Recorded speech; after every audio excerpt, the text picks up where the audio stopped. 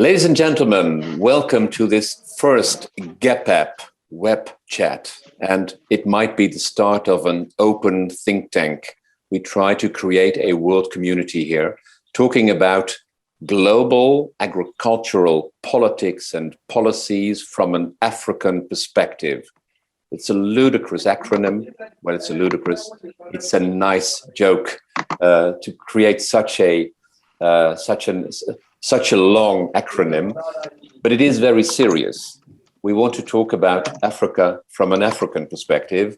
Usually the others are talking about Africa and they are talking about Africa from their perspective. We want to talk about Africa from Africa's perspective because we believe that the others outside of Africa can serve their interests better while serving the African interests themselves. My name is Dick Veerman. In 2005, I created something called Foodlog in the Netherlands. Because of everything that happened in 2020, because of COVID and things that happened, we have created an international initiative called Agri-Food Networks. Agri-Food Networks is an international perspective on the agri-food business, and all of a sudden, especially because of G.A.P.P.A.P present here, it's settled somehow organically in Africa. And that is why we started out this think tank on Africa. I happen to be a member of a think tank on Africa in the Netherlands, and various members are present here, like Wouter van der Weijden, who founded it, Ken Giller, Niek Koning, and Leo van Wisse, and Monique Calon, who is here as well. She's from our Ministry of Foreign Affairs. This afternoon, we'll talk about this 1.5 times GDP of unpaid labor in Africa. How come? This is something taken from a KABI report, C-A-B-I, and it's stated via research on pests that 1.5 times GDP of unpaid labor on top of the GDP is unpaid. How come? How come so much labor is still unpaid in agriculture? That is something Niek Koning will introduce, and he's from our think tank in the Netherlands. After Leo van Wisse, Niek Koning used to work as an assistant professor at Wageningen University in the Netherlands. He's retired now. He's a great sociologist, historian, economist with a huge package of knowledge on agricultural history in the world even. And he'll explain how, from his perspective, Africa is where it is and what could have happened but didn't happen and what has to happen or could happen now. Leo van Wisse, Professor Leo van Wisse is perhaps the foremost demographer of the Netherlands. And we're talking about lots of people because from our perspective, and this is kind of a taboo between our two continents perhaps, Europeans tend to think that Africans will come over the Mediterranean. That is why we are concerned with how many people will be there. And if wealth and wages don't develop, something happens. And that is what he'll explain. Why are we thinking that way? And how would it work in another way? He is interested in the economy as well. So economic development and population development are linked. Leo will explain how that works. And then Dr. G.A.P.P.A.P, River State University, he will comment. Hugh Kuchku from Cameroon will comment, and Babatunde will from Nigeria. He's a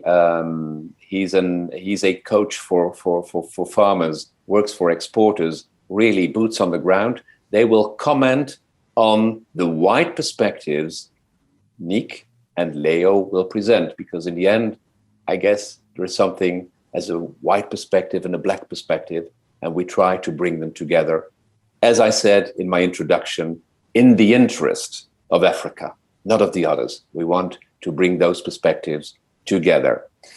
So this is why we're doing this. I'm hosting this edition of it. The next time, it will be the last Thursday of the next month, and we will do this every last Thursday of a month, except for August.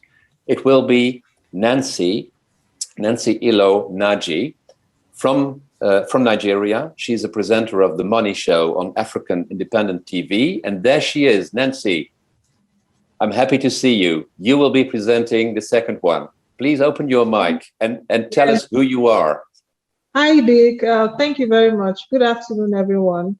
From Nigeria, precisely Abuja, the capital of Nigeria. I'm Nancy Naji. I'm the executive producer and the host or the anchor of Moneyline with Nancy on Africa Independent Television. Africa Independent Television is the largest private TV network in Nigeria and perhaps Africa, I must say.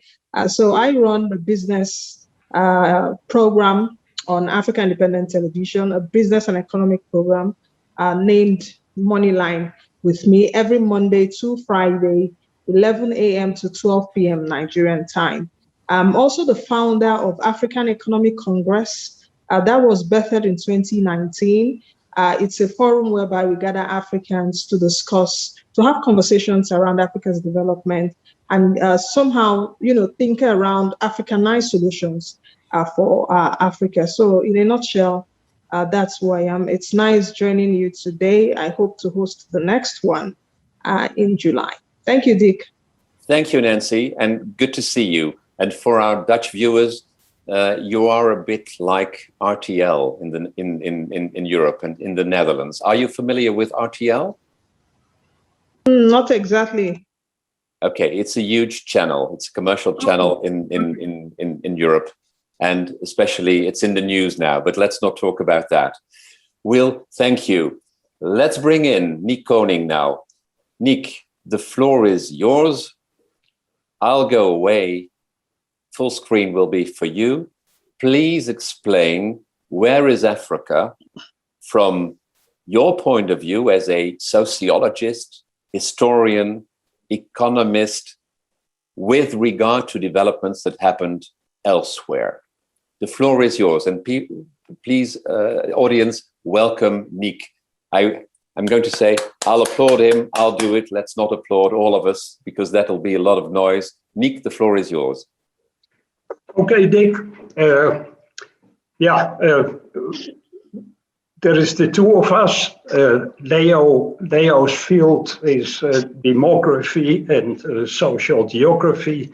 My field is international comparative foreign policy analysis. And from that perspective, Africa today looks like Asia in the colonial era, when the Asian population was booming, but economic growth didn't keep pace. Poor people needed children as a kind of old age insurance, so population was doubling every few decades. And the result was a vicious cycle of underinvestment and rising population pressure on the land, an involution that caused soil degradation, that reproduced poverty, and that undermined the market for local industries. Now, the root cause of this involution in that situation was European imperialism. By the late 19th century, many governments in Europe were already supporting their own smallholder farmers in their own countries. Japan, which remained independent, soon followed that example, and its rice yields were soaring, its rural industries were flourishing. But in Europe's sphere of influence in Asia, smallholder farmers were neglected. they remained stuck in poverty so that agriculture couldn't play its role as an engine of development. After independence, things took a turn to the better. Ever more Asian governments started to invest in rural infrastructure, to organize the supply of modern inputs, and to stabilize agricultural markets so that farmers could buy them.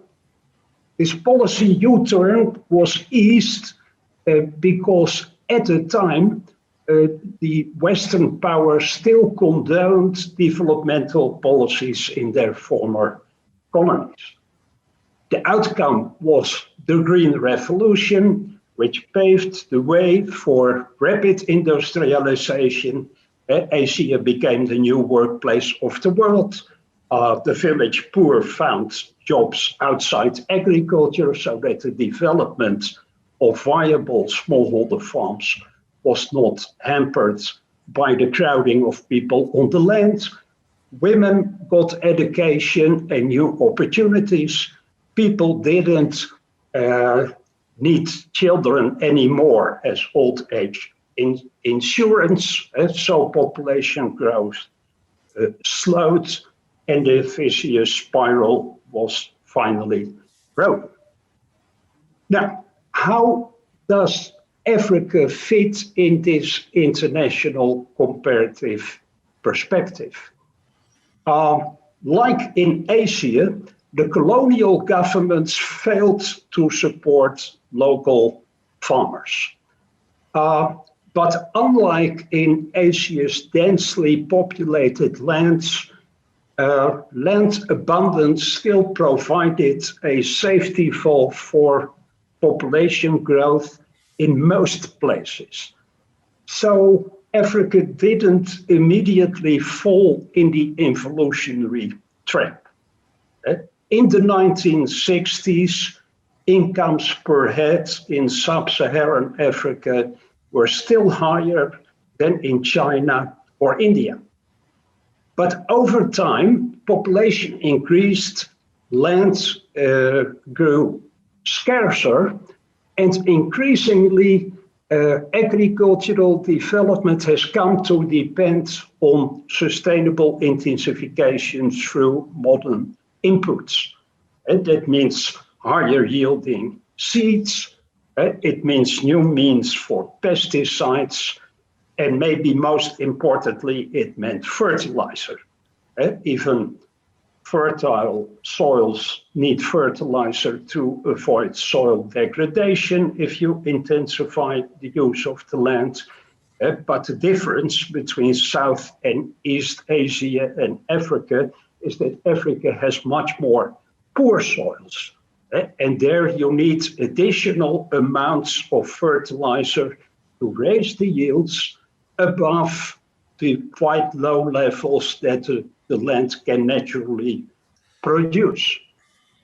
Then there is the need for infrastructure, supplying modern inputs, marketing, the crops that should pay for them. It all requires good roads.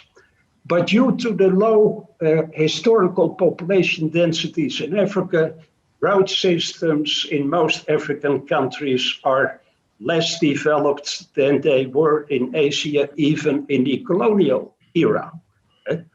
All this leads to a need for developmental policies.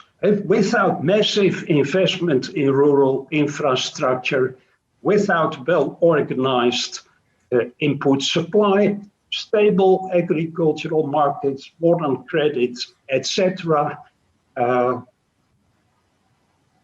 sustainable intensification through modern inputs is simply unfeasible for farmers, certainly at some distance from the cities.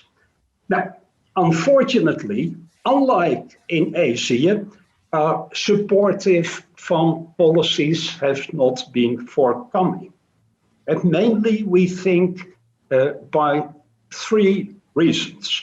At first, independence in Africa came around 1 decade later than in Asia, so that Africa simply had less time to benefit from the period in which Western powers still condoned developmental policies in poor countries. Second, there was the fabric of societies. Asia had a millennia-old history of agricultural intensification and state formation. Its farmers had a long tradition of organizing in broad class-based movements. It had a long-established class of civil servants with some awareness of the needs of national economic development. African societies were different and less conducive to the introduction of supportive farm policies. Now, last but not least, there was the changing political tides in the West. From the 1980s, Western powers no longer condoned real developmental policies in poor countries. They pressured them to roll back their states and to open their markets. Asian countries had grown strong enough to withstand that pressure. They benefited from open markets for their industrial exports, but they resisted reforms which went against their interest. Problem in Africa was that because of the lack of developmental policies and supportive farm policies, African economies were languishing, which made African governments heavily dependent on financial aid from the West, and the West used it to force them to cut down expenses, to eliminate whole state agencies, to reduce their tariffs, etc., etc. Now, African policies certainly had shortcomings. Mainly, there was not enough focus on the need to facilitate the private sector, but a wholesale dismantling of state intervention precluded the introduction of farm policies that were urgently needed. Now, the outcome of all this was that Africa has fallen into the evolutionary trap from which Asia had just escaped. The sluggish development of African agriculture hampered industrialization, hampered overall economic growth, hampered the decrease of population growth to more bearable levels. The result was also that Africa became overly dependent on food imports that it could barely afford, and that it became vulnerable to ups and downs in the global food market. We think there's only one possibility to escape from this situation, and that's that African governments still introduce real developmental policies, especially agricultural policies. The international situation is favorable. The dogmatic belief in austerity and in free trade in the West has been shocked by the financial crisis and by the corona pandemic.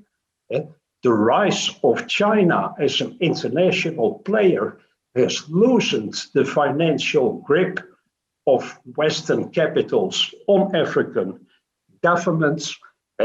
Now we think it's really up to African farm leaders, entrepreneurs, responsible citizens to pressure the governments to seize the opportunity and to introduce real developmental policies.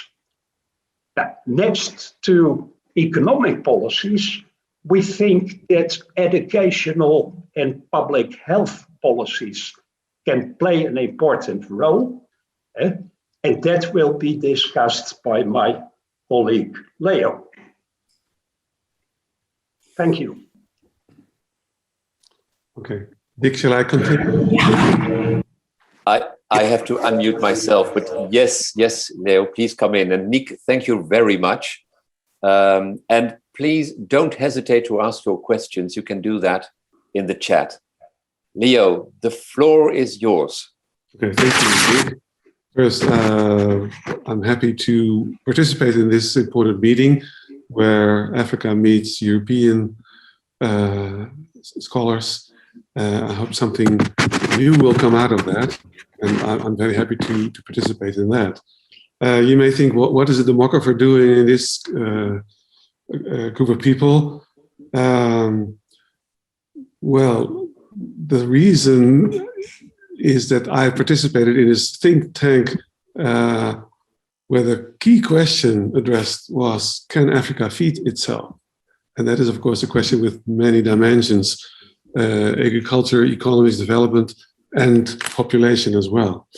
And I would like to sort of address the population issue, but it soon will be clear that that is something very much intertwined with all these other dimensions. So let's start from there. The evidence shows that African countries with the lowest population growth are best off in terms of economic development. The number of children per woman is falling in most regions of Africa, as was the case with most other regions in the world, and especially also in the global south. Falling fertility rates open the opportunity to realize a demographic dividend. And the demographic dividend is, you could call it a demographic windfall effect, as a result of the increase in the size of the adult population relative to the other ages. And that allows a rapid growth of the labor force in tandem with a reduced burden of youth dependency.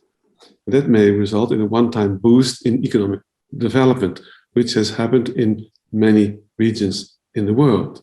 But however, this demographic dividend can only be realized if the number of children per woman drops fast enough, and if there are sufficient job opportunities for the large cohorts of young adults that enter the labor market. And if these conditions are not met, the demographic transition may turn into a demographic burden, where large cohorts of unemployed face an uncertain future, and there are insufficient means for health and educational services and investments in there. That may set in motion of a vicious circle of further underinvestment in development and continued population pressure. And this is the case in many African countries, where fertility rates have dropped more slowly than in other countries of the global south. And the underdeveloped agricultural sector is unable to absorb the large inflow of these young cohorts that seek work. This in turn has led to a large rural to urban migration flow.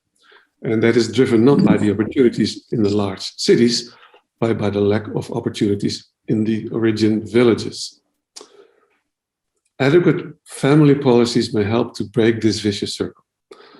These policies should aim at closing the gap first between desired family size and its realization. African women, on average, get 1 or 2 children more than they desire. And addressing this issue is a key important element for young generations of women in its own right. Improving sexual and reproductive health, rights of women, the availability of contraceptives and adequate education and health facilities are key aspects of such policies. While such policies are officially adopted in most governments in Africa, most governments at the same time pay only lip service to such implementation. Having a large family is culturally still much more accepted in Africa than in Asia or South America, and especially the case in rural areas. And this special Africa effect leads to the slower adaptation and ineffective implementation of family planning policies, and to African women still wanting larger families compared to women in other regions of the global south. Nevertheless, recent evidence also shows that if governments are able to implement effective family planning policies, this can have substantive results. Economic development policies and population policies should go hand in hand.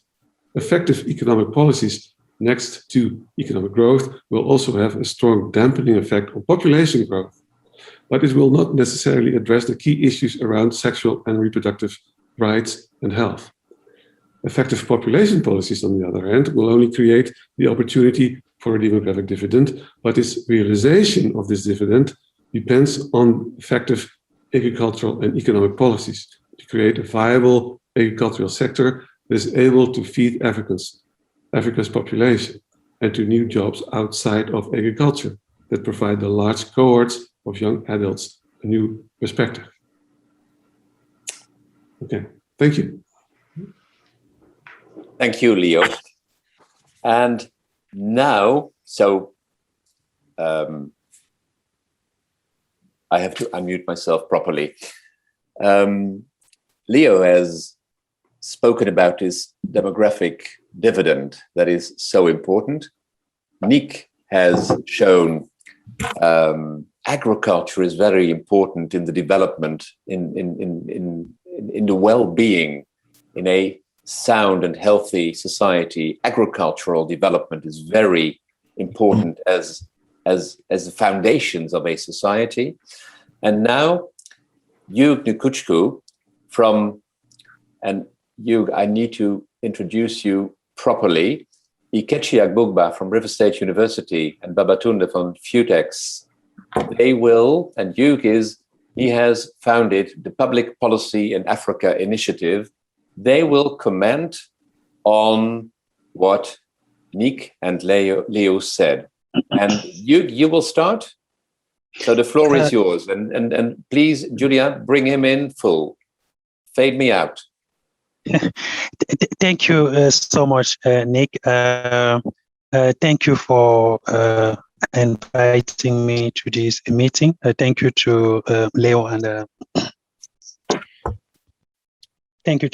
and Nick for the wonderful presentation. What I can say is that I completely agree with its evidence informed. For example, already proven with evidence that if you have fewer kids, you can invest more in terms of human capital into those kids. Actually, in Africa, for example, we have pretty much family with a lot of children, 6, 7, 8, 9, 10, and sometimes you need to choose which one to send to school. And unfortunately, oftentimes in Sub-Saharan Africa and in some part in Northern Africa, boys are sent to school. But thankfully, evidence suggests that when you send a girl to school, and when she starts working, poverty tends to decrease more in the family in Sub-Saharan Africa, suggesting that evidence suggests it's rather sending a woman to school, a lady to school, than a boy in terms of poverty reduction in Africa. Also, what Leo said is true, because if you, also the way to bring about changes, he suggested, among other things, contraceptive method. Also, he mentioned in the passage education. I will focus more on the education part of it, because I believe that, as evidence suggests, that the more educated an African girl is, the more she tends to have fewer kids. So that the best way to control African population, it's definitely not to go the Chinese way of issuing a 1-child or 2-child or 3-child policy, but to create an environment where more and more ladies can go to school, especially in the Muslim part of our countries. For example, northern part of Cameroon, mostly Muslim, and the northern part of Nigeria, mostly Muslim. So concerning what Niek said, I also agree with him, because when he said that agriculture is definitely important for African development, I agree with him because we have in Africa 60% of unused Arab land, and we have 1.3 billion people to feed every day in Africa.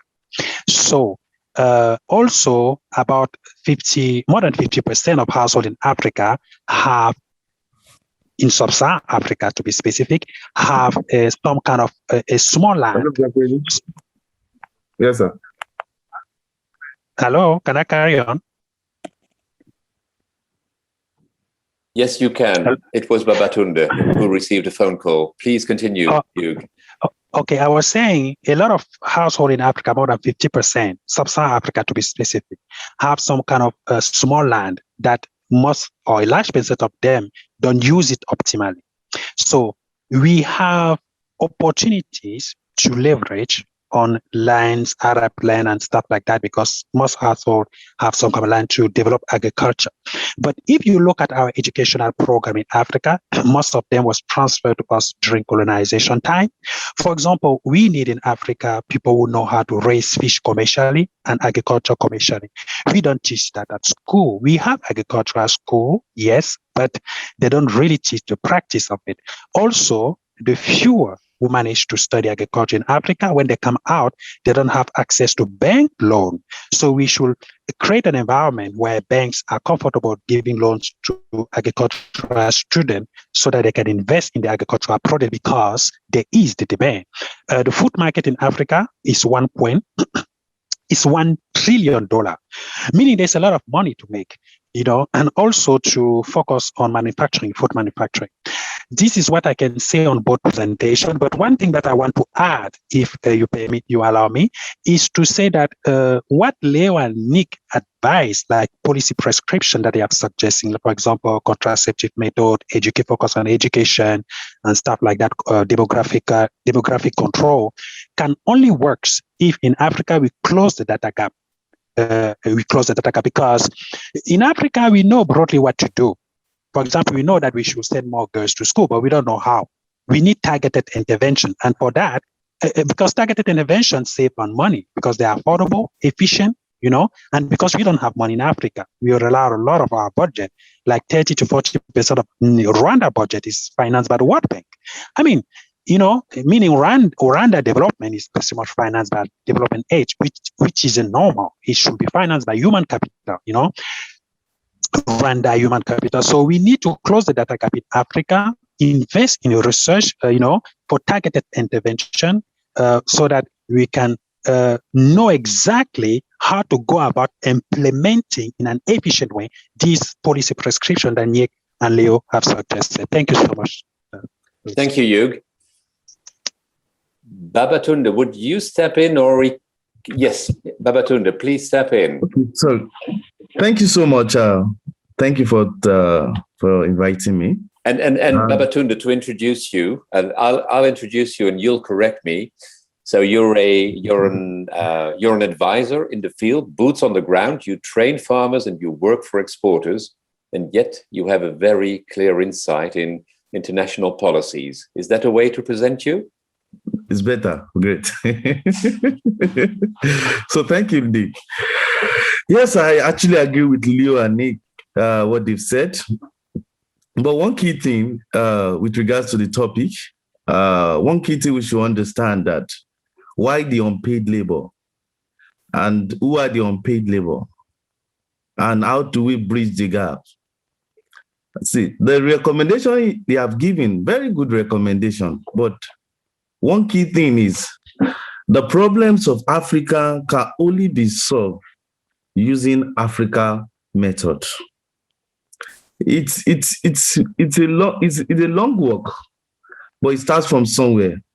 For instance, a smallholder farmer in Kano or a smallholder farmer in maybe Malamawa in Jigawa State in Nigeria, there are certain things you will tell him that he will never accept with it. Because the issue there is just showing the gender inequality. Now, you ask, in agriculture, what are the works that men and women do? There are three major works that men and women do. We have the productive work, which contribute to the economy. That's the productive work.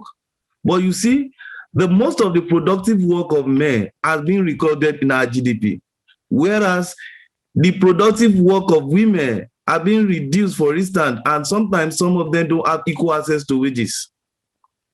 But the other work, which is the reproductive work and the community work, which are more of activities carried by women, does not contribute to the GDP.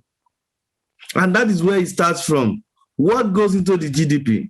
What doesn't go into it? So the community work, the reproductive work, it is not valued.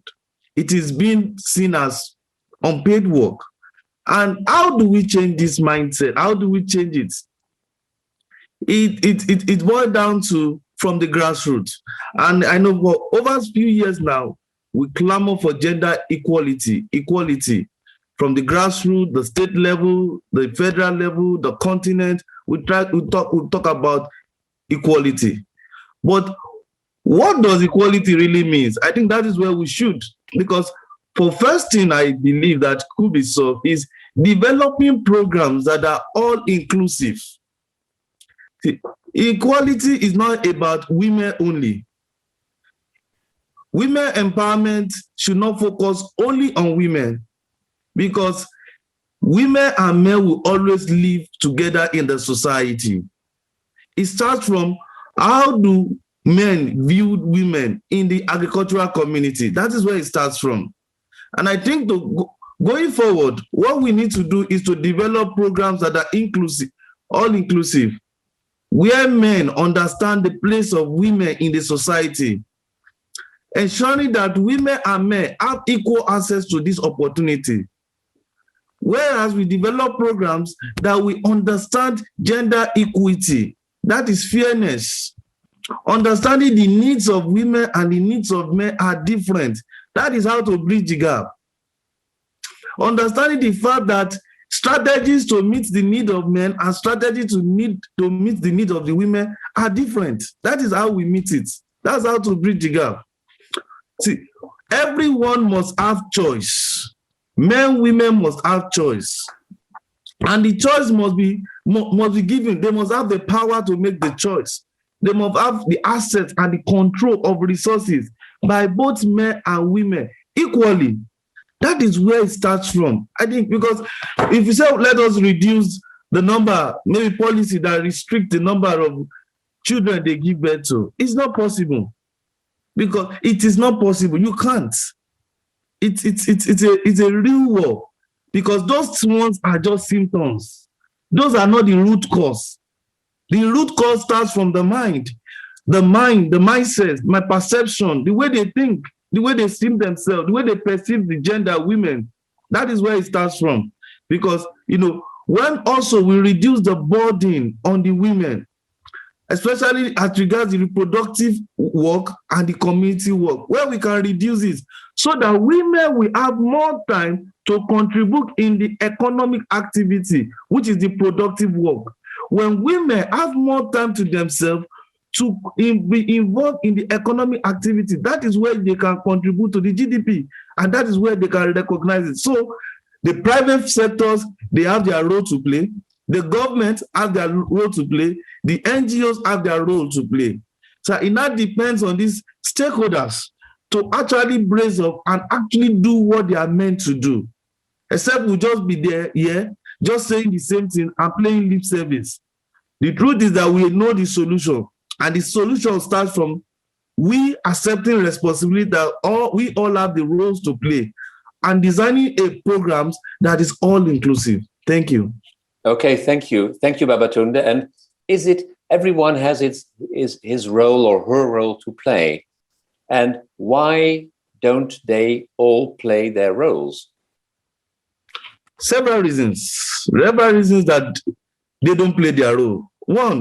One of the reasons why some stakeholders don't take, let me say from example of taking Nigeria as a case study. Why do government don't play their roles? It's all about politics, power. Because some believe that The more they keep the status quo, the more they are in power. The status quo favors some people, so they want to be in power. They want to be in control of the resources. And how to change that? Because how to change that the African way? Because your plea is do it the African way. You know, how to change it is when Africa, where rural people are exposed, or there's a creation of awareness where people start knowing their rights as citizens, where people have the freedom to actually express they express themselves, that they have their rights, that they can take their right, they have their power. You know, why politicians have the power over people is because people are poor. So they know that giving them $1 or $2 to vote for them will keep them in power. So they will keep them poor. So until people are delivered from the poverty of the mindset, that is where we can actually call a spade a spade. So it starts from reorientation. How do we reorientate from the grassroots, where they know their rights and they know how to use their rights well? I think that's the beginning. That's where to start from. Okay, thank you, Babatunde. You're welcome. Please, Ikechi, you have your famous last words on the comments, and you heard what you said, what Babatunde said.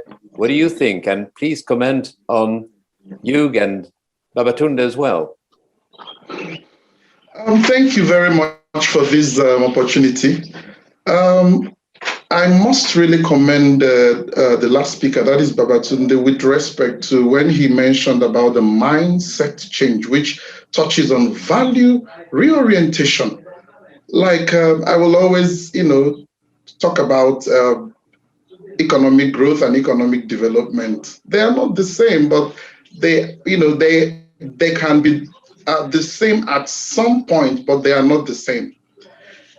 I know that we are discussing on how to improve Africa's economy, but we also have to reckon that Africa is a continent which is made up of regions, and the issues that we are, battling with, developmental issues, are peculiar to some of the regions, and we also have to reckon the fact that some African countries have also experience some transformation in their economy. Now, economic development, which has already been, the foundation of the concept has already been laid as the process whereby people in a country like Nigeria or Ghana or Kenya within Africa become wealthier, healthier, better educated, and have a greater access to good quality housing. Talking about the literacy rate, infrastructure, and all of that. Now, how can we now, marry growth and development together? Because the previous speakers, Nick and Leo, they had already said things which Dr. Hugh also did a very good job in that area. And Babatunde was also, laying, a foundation with respect to recommendations of policies, touching on the rural aspect and all of that. But can I say that if some of our African countries that are experiencing economic growth through the agriculture sector, like Ethiopia, we know Ethiopia has some significant, contributions from the agriculture sector to the economy of the country. Ethiopia, Rwanda, Kenya, South Africa, Zambia, even Ghana and Nigeria, and in some sub-Saharan African communities.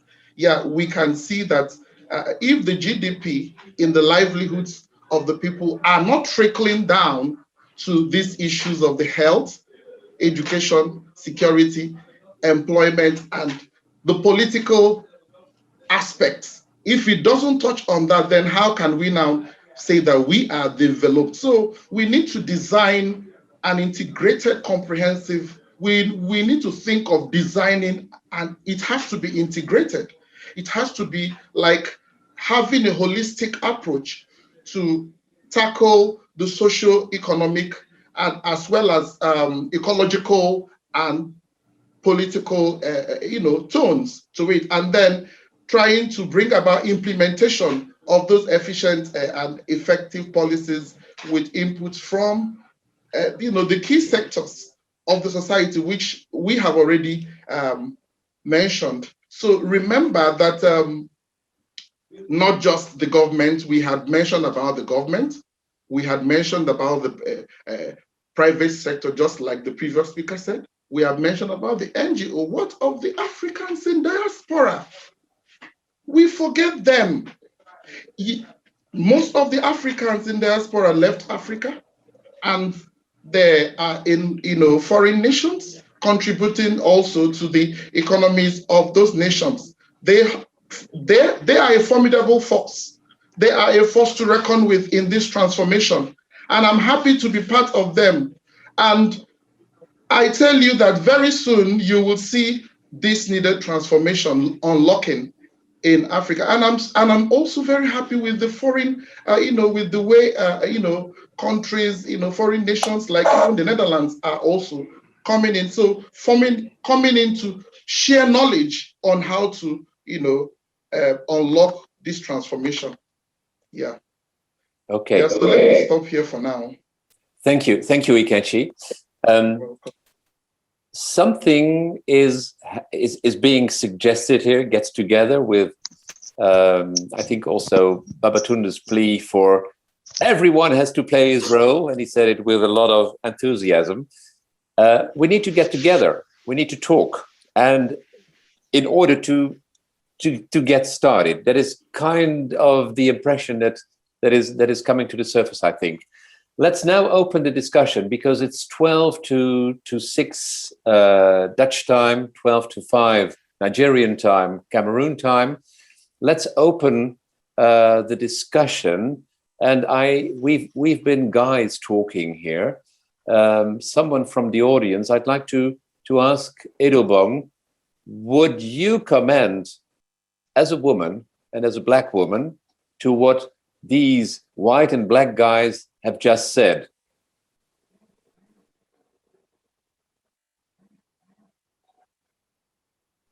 Edobong, your camera is on, and there you are. What is your impression from this discussion? And please introduce yourself. Okay, my name is Edobong Akpabio. I'm an executive member of the African Farmers Stories Initiative. I'm also a business owner in agribusiness. And I'm a woman. Essentially, what all the speakers have said resonate with me in a lot of ways. For me, the solutions have to come from within Africa. We have worked with solutions provided by people outside Africa. We still haven't gotten a solution truly. We need to have solutions that are local, that understand the terrain and are suitable and relevant and also sustainable. The issue of unpaid labor, as described by Babatunde, actually is very real to me. I've been a gender advocate for years and been working with women groups also for years. The barriers that are actually raised against the empowerment and all the initiatives and solutions that are thrown left, right, and center really has to do with the perception of a woman, and that needs to change. It's not only about the other gender having to change, the women too have to change. There's a lot and years and decades and hundreds of years of socialization creating a lot of barriers for women. So it takes an intentional parenting to wipe out a lot of the things that have kept the women in unpaid labor. let's even look at the ones that, let's look at we're talking probably about today about women who are not literate. They don't have much of an education. But I tell you, it cuts across. We have women who are highly educated, but they have so much low self-esteem because of the levels of socialization. So a woman, in an educational system, wants to be the wife of the president instead of the president herself. That's how bad it is. So a lot of those kind of impressions tell in the way they contribute to communal development, and definitely it is not recorded anywhere. So we have a lot of work to do. I've listened to all the speakers. Dr. Ikechi is talking about the role of the Nigerians in the diaspora. They are making huge inroads in their contributions, and it's really very much appreciated. But we need to collaborate in the sense that yes, they've been here. A lot of them were born here. A lot of them left here when they were already adults, right? But they are not here. So they need to work closely. What creates this breakthrough? What would create this breakthrough to change attitudes? But how to make this change? How to start it? It's a huge task. But how to really start it? That seems to be the problem. Yes, it's a big problem. I really can't say now how it starts, but I would say with parenting. I can stand on any podium today because of the way I was raised. Both my parents made me believe, not just think, believe I could do anything. I could be anything. You know that's kind of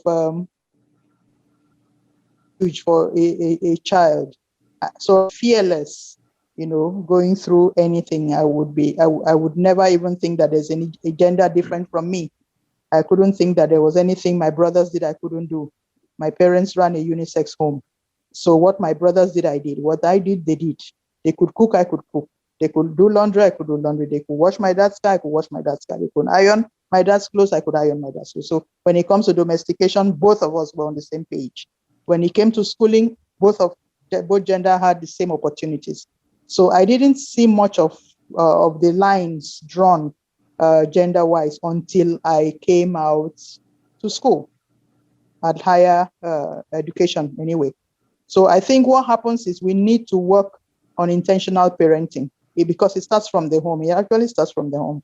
If I'm not made to believe in myself in the home, nobody can tell me anything otherwise outside. So it starts from parenting. Okay, thank you, Edobong. And I can see that Ikechi wants to say something, and I know that Victoria Matador is present as well, another woman. So Victoria, I'll call on you as well to say something as a woman. Ikechi, please speak up. Yeah, thank you so much, Edobong. I was really inspired when you mentioned, that you are a woman when you introduced yourself, because the researches we have carried out has, continually, especially gender research-based programs that we have also done have shown that activities in line with, transformation given to men, when also women are given to those opportunities, they even do better. And that even drew the conclusion with respect to when I was, the senior advisor at the Association of African Future Leaders. We are having a framework, and I kept on telling them, African youths are powerful. The youths and the women, they are part of transformation. They are part of the drivers, the key players in this transformation story. So every intervention must have to trickle to them. We must give them more opportunities. We must have to encourage them, and even like building up their capacity. And we have it that the WTO DG, Ngozi Okonjo-Iweala, we can see she's an African woman. So how was she able to develop herself? These are in lines with somebody like Edobong too. So, and when they come in to handle leadership in this type of, place, Africa, most African countries, if African leaders are mostly women, you can see there will be a change. I'm saying it without mincing words because this is what I know. This is what we have also tested. And, we are seeing it also, like the recent vice chancellor of a prominent university in Nigeria, Professor Lilian Salami. She's a woman, and go and see her within the short while she's the vice chancellor and see how she is, breaking new grounds. Okay, let me also stop here. Okay, thank you, Ikechi. And in a way, because the next meeting we will propose, it'll be on inclusiveness. So probably we've touched on something here. Victoria Matador, can I bring you in?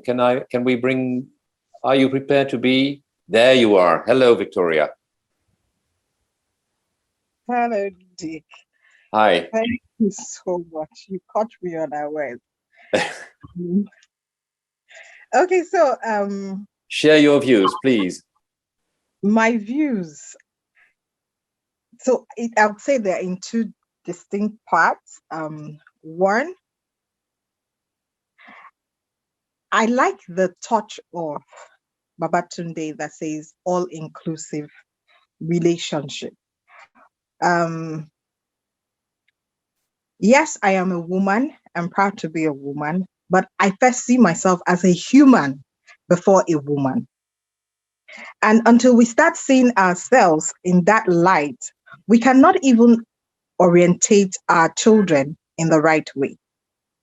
Because when we keep pushing the narrative that women are excluded, yes, they are, we agree, but we're looking at the younger generation and we're saying, be inclusive.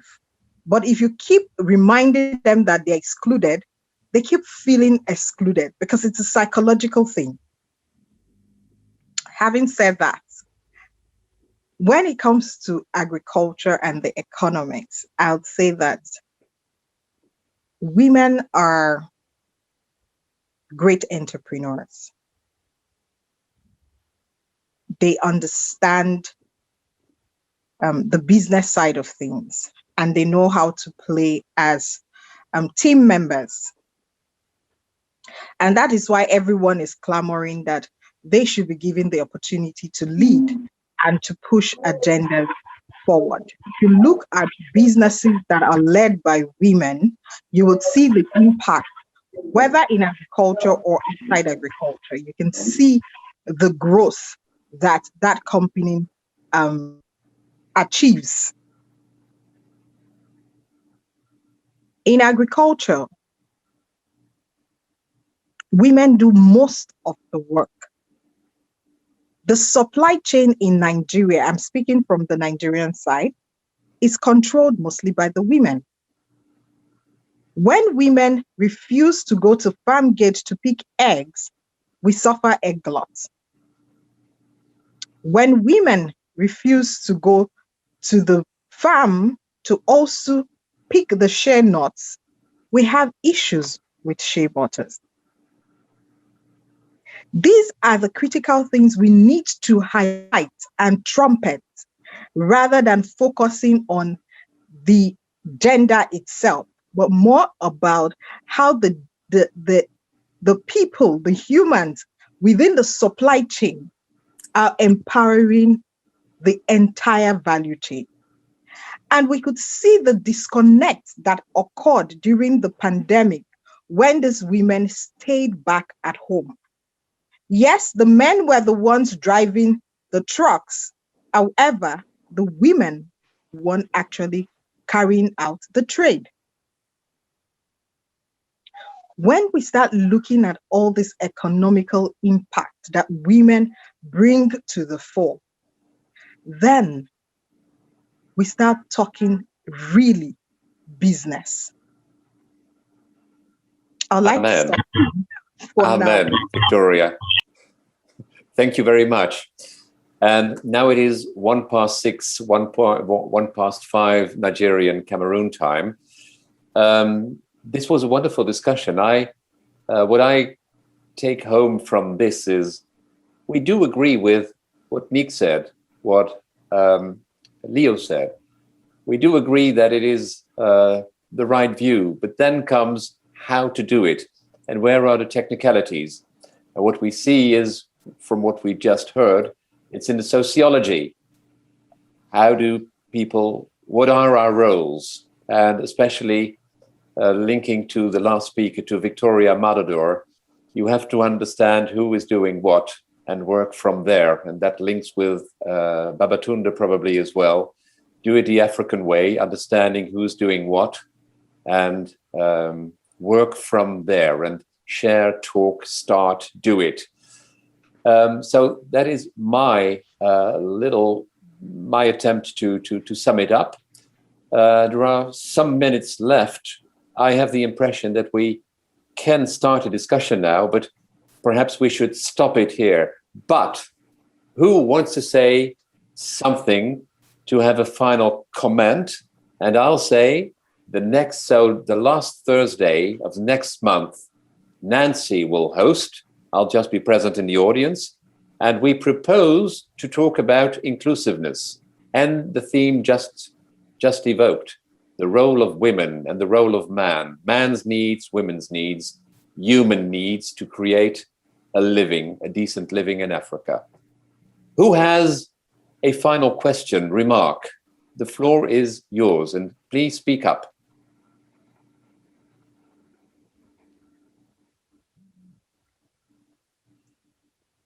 Hugh? Yes. Please. Yes, I will be brief. I just wanted to say that I believe that closing the data gap should be elevated to SDG number 18. Currently, there are 17 SDG because for Africans' sake, because in Africa, we measure nothing. So we cannot develop sustainably what we don't measure. We have, we know virtually, we don't collect data on COVID-19, how it's the mutation happening in our society and how those mutations interact with one another. The housing stock data gap. We have agriculture data gap. We don't study our soil, collect data on it to know exactly what kind of thing we should do or grow. We virtually measure nothing. So I think that closing the data gap or closing the data gap as number 18 for the African sake will be a good start. Thank you. Thank you, Hugh. You need to monitor, and that is important. That is what you're stressing, right? Yes. So final words, perhaps. So who wants to say something? And Nancy, I'd like to learn you'll have the final word. What was your impression? But someone else might have something to say. The final words are for you, Nancy. Is there someone who wants to say something before Nancy is going to end? Can I just say something? Yes, with respect to African Union's African Continental Free Trade Area Agreements, which is now, an intervention by the African Union in, collaborative efforts with the World Trade Organization to see that Africa's continent, progresses, does well with respect to getting transformed through trade, relations. Now, intra-Africa trade, we are encouraging that, and that is also part of the intervention with respect to trying to insist that multinational companies will be built in African countries, just like in some of the Northern African countries, whereby we build multinational companies is an intervention to provide more jobs, food security, and also, emancipate a lot of lives through that type of industry. And of course, we know that the agricultural sector is a primary sector, which other sectors depend on. Thank you. Over to you, Nancy. Nancy, final words to you. What did you learn? Thank you, everyone. It's so nice. Thank you, Alice, as an observer. I think I learned a lot today. I liked the gender dimension to agriculture in Nigeria because, of course, we know, or in Africa rather, we do know that agriculture is the most important sector of the African economy because most of our economies are all agrarian. and it would have to be the driving engine out of poverty. But we must not do it the way we are doing it right now. We need to add value to it, to create jobs, to create employment, to create even the MSMEs within the agricultural sector. Because if you take a look at Africa as it were, okay, let me situate Nigeria. MSMEs contribute about 84% of jobs and 96% of employment. So how can we begin to add value even to agricultural, to the value added along the agricultural sector? I also know that there's something happening, I think, in Cote d'Ivoire around unpaid labor, especially around the cocoa crop, which in Cote d'Ivoire, for example, cocoa is being exported and chocolate is being imported. I think also the same in Ghana. And the government at the time, I think about some few months ago, was talking about the labor that happens within that cocoa value chain is not commensurate to what is being gotten. So I think I've learned a lot, really. I'm looking forward to the next conversation in July. Thank you, everyone. Dick, nice being with you here today. I thought I was going to be silent to the end to observe. But I'm looking forward to the next conversation next month. And that'll be you. I from everyone. Thank you, Dr. Ekechi. Good to see you. Thank you, everyone. And the women too that contributed. Thank you. Thank you very much. And so thank you. Thank you, Nancy. Thank you, Nick. Thank you, Leo. Thank you, Hugh. Thank you, Ikechi. Thank you, Babatunde. And let's all be back. So this video is recorded. We'll send it to you by email, and we hope to create an international community thinking about this, and by founding a community that starts something up, because business people are around, academics are around. Let's try to get this energy going. Thank you all. See you next time, the last Thursday of July. Bye-bye. Bye.